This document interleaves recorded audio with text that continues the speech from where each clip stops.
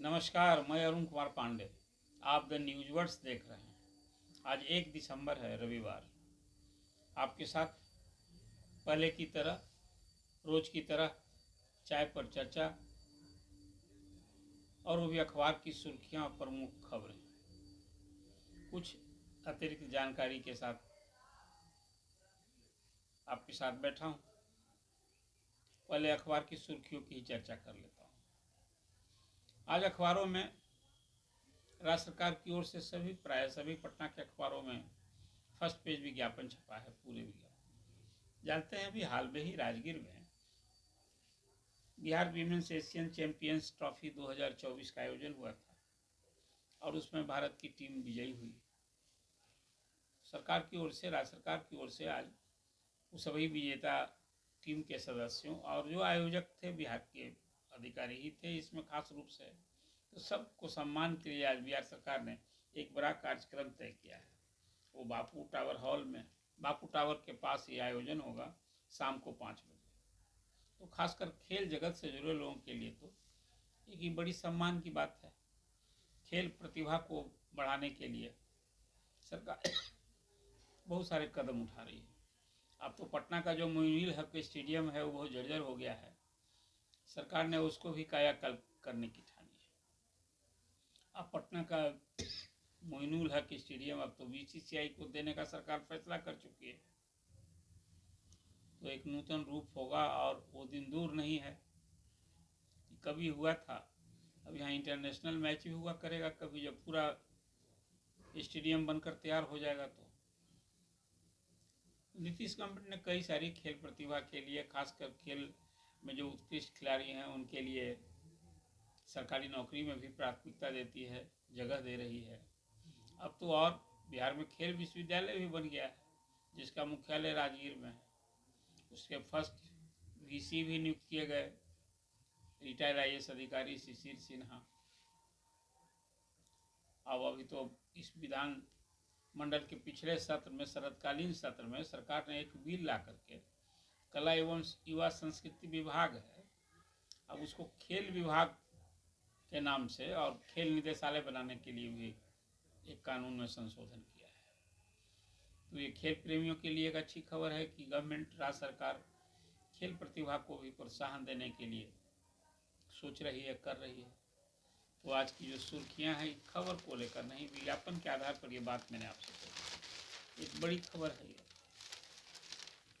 बिहार में कोई 75-76 हज़ार सरकारी स्कूल है, तो 5.5 लाख शिक्षक हैं।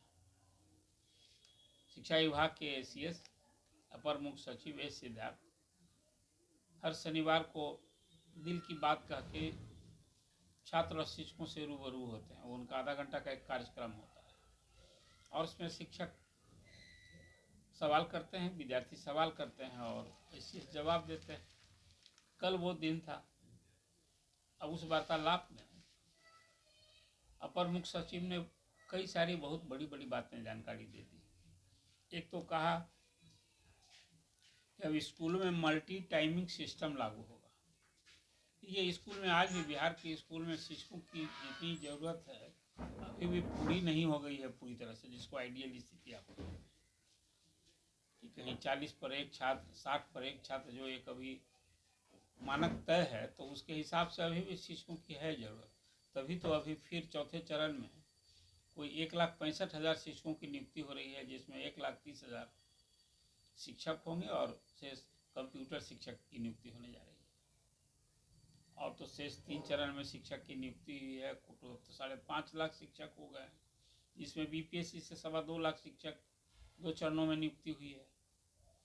तीसरे चरण का भी अभी काउंसलिंग शुरू होने वाली है, तो 80-85 हज़ार शिक्षक नियुक्त होने जा रहे हैं।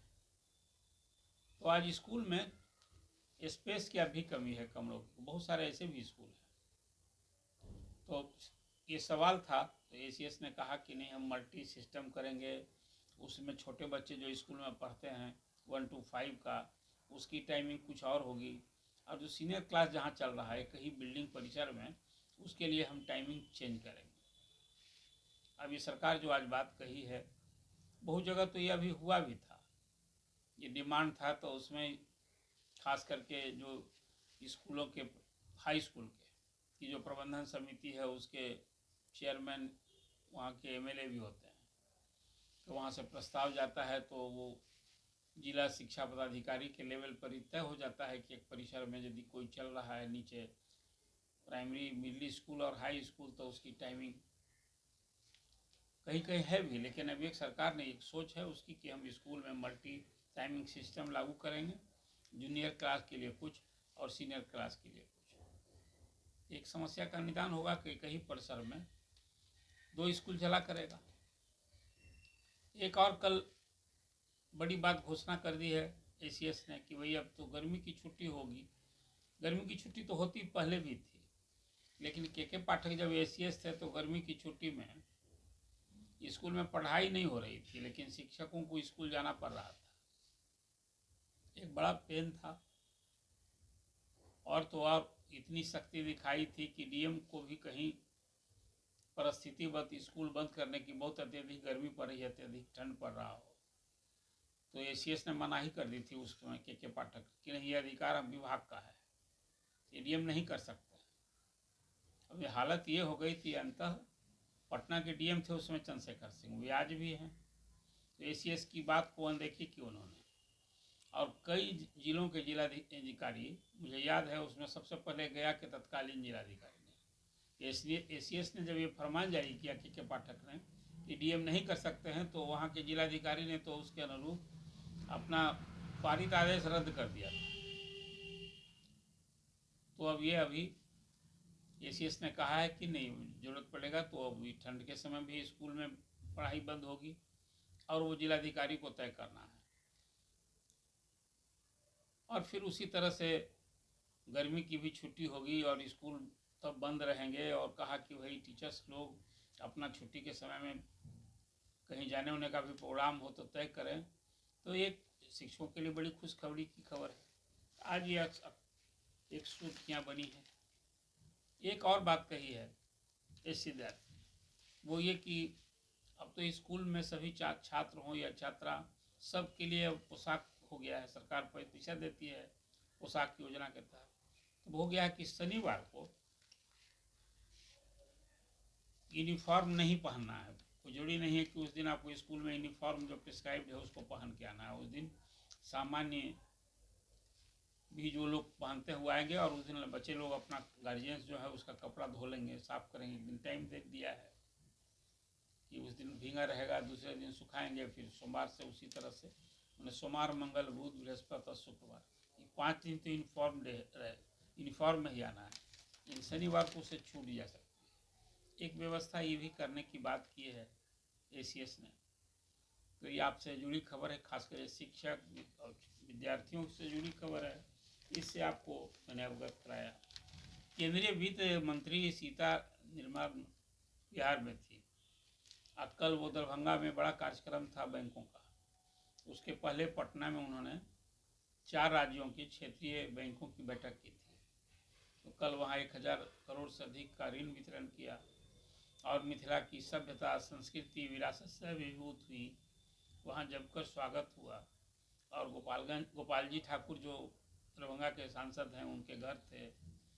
काफ़ी जो एक सत्कार होता है मिथिला में, तो ये कि आतिथ्य सत्कार के मामले में ना, वहाँ की संस्कृति, वहाँ का ये बोली व्यवहार काबिल तारीफ है, सब लोग इसकी सराहना करते हैं। तो वित्त मंत्री जब मिथिला में थी तो स्वाभाविक है वहाँ के भोजन, अब वो मखाना का खीर, मरुआ की रोटी, ये सब कुछ उनको परोसा गया था। तो बड़ी अभिभूत हुई और एक घोषणा की कि भाई मिथिला में माँ जानकी का मंदिर बनेगा।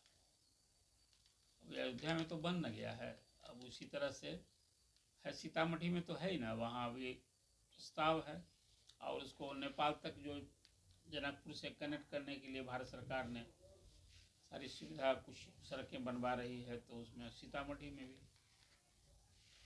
वहाँ का जो जानकी मंदिर है उसका जीर्णोद्धार, और उसी तरह से वो अयोध्या की तो तुरंत नहीं, लेकिन फिर भी राज्य सरकार ने भी ठानी है तो वहाँ का उद्धार होगा। तो आज वित्त मंत्री ने ये घोषणा की कि मिथिला में माँ जानकी का भव्य मंदिर बनेगा। एक जो सबसे रोचक बात है वो आज आपके सामने सुर्खियां भी बनी हैं और इस पर चर्चा करना मुनासिब होगा। मुख्यमंत्री कल गांधी मैदान में कृषि मेला का आयोजन था। कृषि या 4 दिन का ये मेला है। कृषि हर साल कृषि विभाग इसका आयोजन करता है और मुख्यमंत्री कल उसमें गए थे और उसमें मुख्यमंत्री ने जो कुछ संबोधन किया ना, वो थोड़ा सा आपको कितना रास आ रहा है ये आप पर ही मैं छोड़ देता हूँ। कल उन्होंने कहा कि 2005 के पहले कृषि क्षेत्र में कोई काम नहीं होता था और मीडिया से पूछ रहे थे, मीडिया वालों से कि बताओ जी कुछ पहले कुछ होता था जी, ये सब कुछ तो हम न किए हैं। ये बात सही है कि नीतीश कुमार ने अपने मुख्यमंत्रित्व काल में 4 कृषि रोड मैप लाया 5-5 साल का, और हुआ कि भाई कृषि प्रधान बिहार को यदि तस्वीर बदलनी है तो हमें कृषि के लिए खासकर कृषि से जुड़ी और भी गतिविधियाँ, उस इलाके में सड़क, बिजली, ये सारी सुविधा का विस्तार होना चाहिए। तो कृषि रोड मैप लाया और उस पर काम चल रहा है अभी। लेकिन अब नीतीश कुमार ये कहते हैं कि उनके पहले 2005 के पहले कुछ था ही नहीं। ये बात उनकी कैसी लगी आपको? ये दावा में दम है क्या? अब उनकी इस प्रतिक्रिया आने के बाद हमने सोचा कि भाई जरा कुछ संबंधित लोग से भी बात क्यों न कर ली जाए। तो 7 साल लालू जी के राज में कृषि मंत्री रहे थे रामजीवन सिंह। मैंने से अभी संपर्क किया और उनसे पूछा कि भाई आप बताइए ना कि आप लोग 7 साल कृषि मंत्री रहे तो आपके सामने क्या है। तो मुख्यमंत्री की इस दावे पर उन्होंने हैरानी भी जताई और हंसते हुए कहा, क्या भला क्या कहा जाए। जब नीतीश जी ऐसी बात कह रहे हैं तो अपने कार्यकाल की बात उन्होंने याद दिलाई। अब कहा कि जरा सब पूछ लीजिए ना, आप जगता बाबू भी थे, उस सिंचाई मंत्री थे, कि क्या कुछ नहीं हुआ था। उन्होंने कहा कि भाई उस समय संयुक्त बिहार था, 90 से 97 तक कृषि मंत्री थे रामजीवन सिंह। और जैसा उन्होंने कहा कि भाई उस समय संयुक्त बिहार था, 44 लाख मीट्रिक टन खाद्यान्न का उत्पादन हुआ था उस समय। उनके ही कार्यकाल में खाद्यान्न के मामले में बिहार आत्मनिर्भर हो गया था। और फिर जो कुछ गतिविधि बताई कि कैसे हमने क्या किया, उस समय उन्होंने पश्चिम बंगाल के तत्कालीन चीफ मिनिस्टर ज्योति बसु का भी नाम का उल्लेख किया। अब कहा खासकर झारखंड से सब्जी, हरी सब्जी वगैरह के लिए मार्केट लोग जाते हैं, बंगाल जाता था तो वहाँ बहुत परेशानी होती थी। तो उन्होंने निवेदन किया था, पहल की थी कि भाई यहाँ से जो हरी सब्जी जाती है उसके बेचने वालों के लिए, बेचने के लिए वहाँ कोई व्यवस्था करवाई। तो व्यवस्था कराई गई थी। लेकिन अब नीतीश जी कह रहे हैं कि 2005 के पहले कुछ था ही नहीं। तो रामजीवन बाबू तो सचमुच कहे कि अब इस पर क्या मैं कहूँ। अब जो उस समय के लोग हैं या आप लोगों ने हमें भी कहा कि आप लोग भी तो उस समय सब कुछ रिपोर्टिंग कर रहे थे, आपको क्या लगता है? अब भाई मुझे नहीं क्या लगता है, भाई आप क्या कहते हैं। मुख्यमंत्री ने तो कहा कि कुछ था ही नहीं, जो कुछ था उन्होंने किया है। इसलिए मुख्यमंत्री की बात और 7 साल कृषि मंत्री रहे रामजीवन सिंह की बात, तो 92-93 साल की उम्र में अब राजनीति से अलग हो गए हैं। अभी काकी जैन मुंगेर जिले के का मंझौल गाँव है, वहाँ वहीं रहते हैं, खुद अपनी खेती भी करते हैं। लेकिन आज मुख्यमंत्री का ये बयान आया, खासकर कृषि क्षेत्र में कोई काम नहीं होता था 2005 के पहले और सब कुछ नीतीश जी ने ही किया। तो स्वाभाविक है ना कि 2005 के पहले कृषि को देखने वाले किसी इस तरह के व्यक्ति से पूछना तो जरूरी था कि वो क्या सोचते हैं, क्या करते हैं। एक चर्चा ये थी आपके सामने जो करना बहुत मुझे लगा कि अपेक्षित था। अखबार में और कई सारी खबरें हैं जो आपसे जुड़ी खबरें हैं। एक देखिए, अभी पैक्स का चुनाव हो रहा है, वो 5 चरण में चुनाव होना है। 6500 पैक्स का जो ग्रामीण क्षेत्र में है। मुझे लगता है कि पैक्स के चुनाव के बाद एक नए उत्साह में, खासकर जो नए लोग चुनकर आए हैं कुछ अपनी गतिविधि, तो पैक्स के माध्यम से धान की खरीद हो रही है और इस साल कुछ 40 लाख टन धान की खरीद करने का सरकार ने लक्ष्य तय किया है। मैं मानता हूं कि बिहार में धान की खरीद की जो सरकारी व्यवस्था है वो किसान के हितों की रक्षा नहीं हो पा रही है। यहाँ किसान विवश हैं, डिस्ट्रेस सेल कर रहे हैं। सिर्फ पैक्स के नहीं, हम मेरी तो अपनी राय है कि हमेशा राज्य सरकार को पहल करनी चाहिए। कि बिहार में भी धान की खरीद में FCI का सीधा योगदान होना चाहिए। जब तक ये नहीं होगा ना, तो जो धान की जितनी उपज है बिहार में, उसका 50% भी सरकारी खरीद नहीं हो पाती है। इसलिए पैक्सों की हालत भी तो है, 8,434 पैक्स है बिहार में, और उसमें 20% 25% तो डिफॉल्टर रहता है। जो काम कर रहे हैं तो पैक्सों में जो शिकायत है वो तो एक अलग बात है। लेकिन अब पैक्स का चुनाव हो रहा है, इस संबंध में एक उल्लेख मैंने आपके सामने किया है कि स्थिति है। कुल मिला जुला कर अखबार की जो सुर्खियाँ हैं वो यही हैं। और आज एक बड़ा आयोजन जो वैसा मैंने बताया, खेल से संबंधित मुख्यमंत्री जो कार्यक्रम होंगे वो आपको चर्चा की है। कुल मिला जुला कर एक है कि अभी दिसंबर महीने में जो आज से जिसकी शुरुआत हुई है, शिक्षा विभाग बहुत सारा नया आदेश जारी करने जा रहा है। बहुत सारे के पाठक के समय में जो आदेश हुए वो निरस्त करके, बदलाव करके शिक्षकों की सहूलियत के लिए नए नए आदेश जारी होंगे। जो कुछ मुख्यमंत्री ने भी घोषणा की है कि जो नियोजित शिक्षक सक्षमता परीक्षा पास कर गए हैं उनको अब दूसरा स्कूल में नहीं जाना है, वहीं पढ़ाएंगे फिलहाल। अब 5 बार जो अवसर मिलना है सक्षमता परीक्षा का, वो जब हो जाएगा तब हम सबका ट्रांसफ़र की बात करेंगे।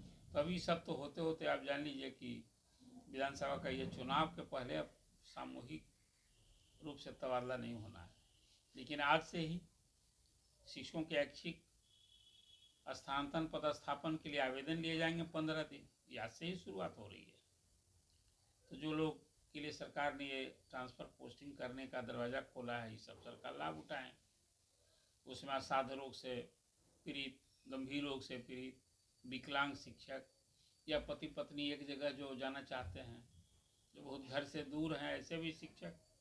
इसमें BPSC वाले शिक्षकों की संख्या ज़्यादा है, जो ग्रामीण क्षेत्र में जिनकी पोस्टिंग हो गई है, या 2008 के बाद नियोजित शिक्षक भी हैं जो चाहते हैं कि घर के समीप आ जाएं, अपने गृह जिला में आ जाएं। तो वैसे लोगों के एक अवसर मिला है, अप्लाई कीजिए। मुझे लगता है कि इसमें हर हालत में, पहले तो जो आवेदन लिए गए थे उसमें 10,000 से अधिक ऐसे आवेदन आए थे। अभी तो 3-4 दिन बाकी ही था आवेदन लेने को। लेकिन अब जिस तरह से इस बार ऐच्छिक ट्रांसफ़र को लेकर के सरकार ने एक डिसीजन लिया है कि करेंगे, तो इसकी संख्या भी कोई 1 लाख भी पूरी जाए तो कोई, मुझे लगता है 1 लाख तक भी हो सकता है आवेदन। लेकिन देखिए 15 दिन में कितने आवेदन आते हैं, और फिर सरकार इसको नए साल में एक बात कही जा सकती है कि जो 1,47,000 शिक्षकों की काउंसलिंग जो होगी, जिसमें 38,000 प्रधान शिक्षक, 8,000 हेडमास्टर, 65,000 जो दूसरे चरण में उत्तीर्ण नियोजित शिक्षक जो सक्षमता परीक्षा पास किए हैं, और 80-85 हज़ार जो थर्ड फेज में नियुक्त किए गए हैं। इस सब की काउंसलिंग हो जाएगी 9 दिसंबर से पूरे महीने। तो नए साल में अधिसंख्य स्कूलों में शिक्षक और हेडमास्टर के तो नए चेहरे दिखेंगे, और ये उम्मीद की जानी चाहिए कि बिहार के सरकारी स्कूलों में नए साल में कुछ पढ़ाई में सुधार के लिए सरकार जो कुछ सोच रही है, जो चिंतन है, शिक्षक पूरी निष्ठा से अपना योगदान देंगे और बिहार के सरकारी स्कूलों में एक अच्छी तस्वीर देखने को मिलेगी, उम्मीद की जानी चाहिए। इसलिए कि शिक्षा पर सरकार कोई 21% से अधिक खर्च करती है, 21.5%, 55,000 करोड़ से अधिक। अब तो वो राशि अभी जो द्वितीय अनुपूरक बजट आया है तो कोई 60,000 करोड़ से अधिक शिक्षा का बजट पर खर्च हो रहा है।